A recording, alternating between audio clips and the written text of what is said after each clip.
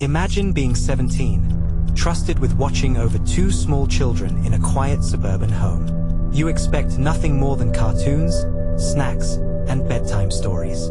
But just after midnight, she vanished, leaving the children asleep upstairs, the front door unlocked, and no trace of her ever again. But here's the detail that makes this case truly chilling. When police arrived, they found one object left behind, an object that raised more questions than answers. We'll get to that in a moment. It was October 12, 1994, in the quiet town of Ravenbrook, a place where people left their doors unlocked, neighbors waved from porches, and teenagers earned pocket money babysitting on weekends. That night, 17-year-old Claire Henderson was babysitting for the Millers, a young couple who had just gone out for a rare date night. Their 2 children, ages 4 and 7, were tucked in upstairs by 9:30 p.m. Claire texted a friend around 10 p.m., joking that she was raiding the fridge for ice cream. Everything seemed normal, but by 12:15 a.m., Claire was gone. When the Millers returned home just before 1 a.m., the house was eerily quiet. The children were still sound asleep upstairs, but downstairs, the living room light was still on, the television flickering static, and the front door was wide open. Claire's purse and jacket were on the couch. Her shoes were still by the door. She hadn't just stepped outside. She had disappeared. Imagine being the parents, relieved your children are safe, but realizing the girl you trusted with their lives had seemingly evaporated into thin air. Police arrived within minutes. They searched the home, the backyard, even the wooded area behind the house. Nothing. No sign of a struggle. No footprints in the wet grass, no forced entry. But then came the discovery that would twist the case into something far darker. On the kitchen counter, next to an unfinished glass of soda, sat Claire's phone. But when detectives powered it on, they found something unsettling in her message drafts.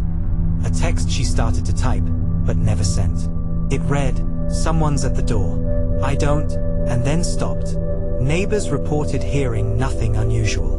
No screams, no cars speeding off. One neighbor swore he saw a shadow near the Miller's mailbox around midnight.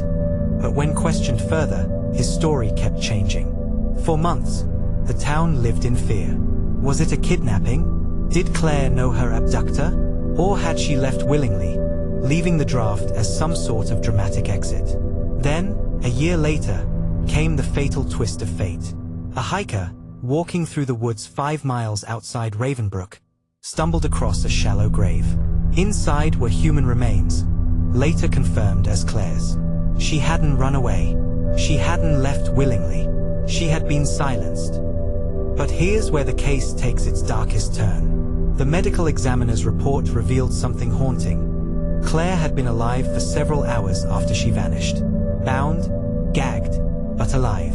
And according to the coroner, she died sometime just before dawn. Meaning, if the police search that night had gone just a little further, Claire might have been saved. The babysitter who disappeared after midnight hadn't vanished instantly. She was out there, waiting, hoping, and time ran out.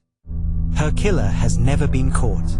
The case remains unsolved, locked away in Ravenbrook's dark history. But the question lingers. Who knocked on the door that night? A stranger? A neighbor?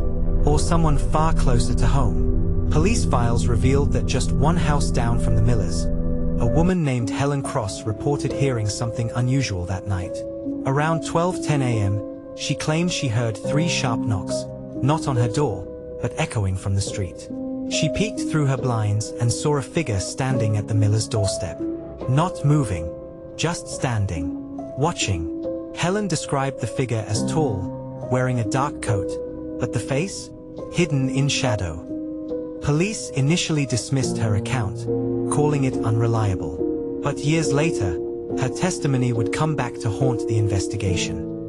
When Claire's body was found, investigators noted something odd.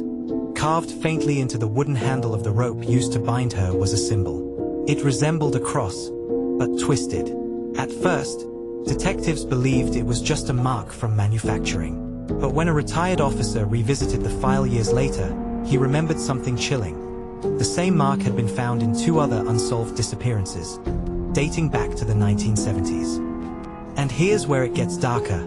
One of those disappearances also involved a teenage babysitter. Was Claire's death the work of a serial predator, someone who had been hunting for decades, striking only under the cover of darkness, and leaving behind a calling card? The idea sent shockwaves through Ravenbrook. If this killer had struck before, could he still be out there, watching, waiting?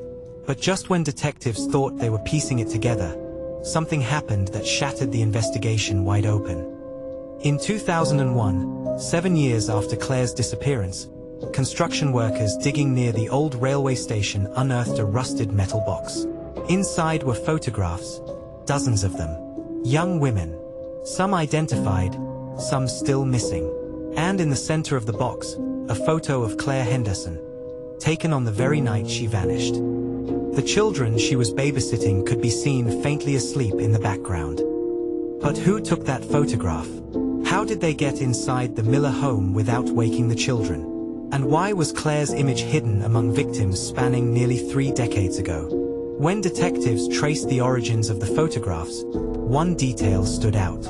Several were taken near the Ravenbrook train station, a location deeply connected to one family, the Millers. Mr. Miller's brother, Daniel, had once worked there as a night guard. He left the job in 1985 after being accused of harassing young women in the area. But he was never charged. At the time of Claire's disappearance, Daniel Miller lived less than 2 miles away. But when police questioned him years later, his response chilled them. Claire wasn't supposed to be the one. It turned out Daniel had a troubling history with babysitters. In his teenage years, he was caught watching over neighbors' homes at night, peering through windows. Police reports described him as obsessive, almost ritualistic. And then came the shocking discovery. Handwriting experts confirmed that the strange symbol carved into the rope match sketches once found in Daniel's old notebooks. But if Daniel was responsible, why did the photographs span decades, long before he could have acted alone? This is where the case takes its darkest turn. Investigators uncovered that Daniel Miller's father, a respected deacon at the local church, had also been a suspect in several disappearances during the 1970s.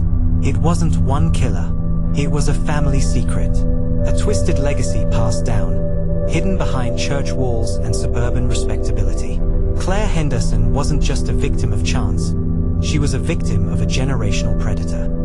When Daniel was arrested in 2002, he maintained his innocence, but he couldn't explain the photographs, the symbol, or the haunting words. She wasn't supposed to be the one. And here's the chilling part. DNA from the rope matched the Miller bloodline, but not Daniel's. Which means someone else was there that night. Someone still unaccounted for. The babysitter who disappeared after midnight was silenced by more than one set of hands. A family, a ritual, a darkness spanning generations. And while Daniel Miller sits behind bars to this day, investigators quietly admit they don't believe he acted alone. So the question remains, who was still standing in the shadows that night?